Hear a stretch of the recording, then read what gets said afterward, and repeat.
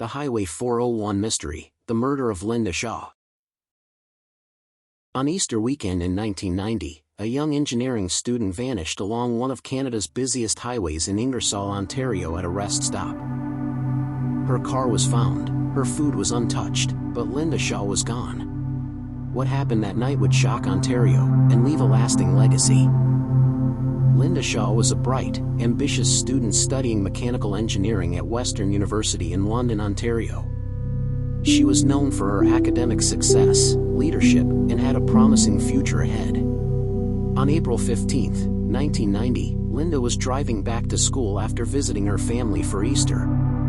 Later that night, she stopped along Highway 401 at a rest stop to purchase some fast food at a Burger King in the service station on Highway 401 near Ingersoll, Ontario. Shortly past midnight, her abandoned 1989 Dodge Shadow was found near the rest stop. She bought food, but never had the chance to eat it. The next day, her car was found abandoned with her food was still inside the vehicle. Lynda had vanished without a trace. Police investigators later determined that Lynda had been attacked, sexually assaulted, and murdered at or near the highway rest stop. The randomness of this horrific crime terrified the public. This wasn't a targeted attack. It appeared to be a crime of opportunity. The case deeply impacted Ontario and highlighted dangers faced by women traveling alone. Police agencies in Ontario remained extra vigilant. Over time, with improving DNA technology, the investigation was eventually solved. Lynda Shaw's legacy didn't end with her death. Awards and police honors were created in her name. A university lecture series was established to remember her. Her case continues to influence cold case investigations in Ontario. Lynda Shaw was more than a victim. She was a daughter, a student, and a future engineer. Her story is a reminder of how quickly lives can change and why justice, even delayed, still matters. The murder of Lynda Shaw remained unsolved for years. In 2005, investigators finally identified her killer using DNA evidence. The suspect responsible for her murder was Alan Craig MacDonald. Ironically, MacDonald was already a convicted double murderer before killing Lynda Shaw. He had been released on parole shortly before the attack, and at the time, he was living in a halfway house.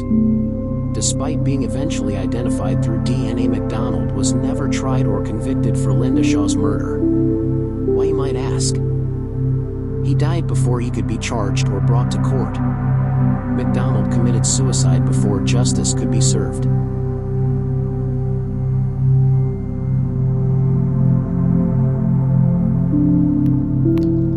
It is revealed that Alan Craig MacDonald, who had murdered a police officer and a taxi driver in Nova Scotia in 1975, had also killed Lynda Shaw in 1990. At the time, MacDonald was living in a Brantford halfway house on parole after spending 12 years in prison for the double murder. He was away from the halfway house on a pass when he abducted and murdered Miss Shaw.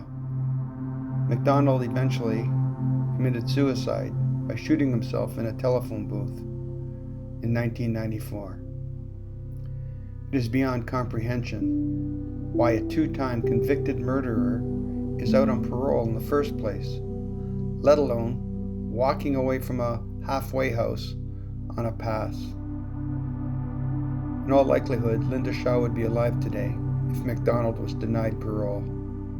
This case certainly emphasizes the need to reform federal parole policies and close the loopholes in the Canadian criminal justice system.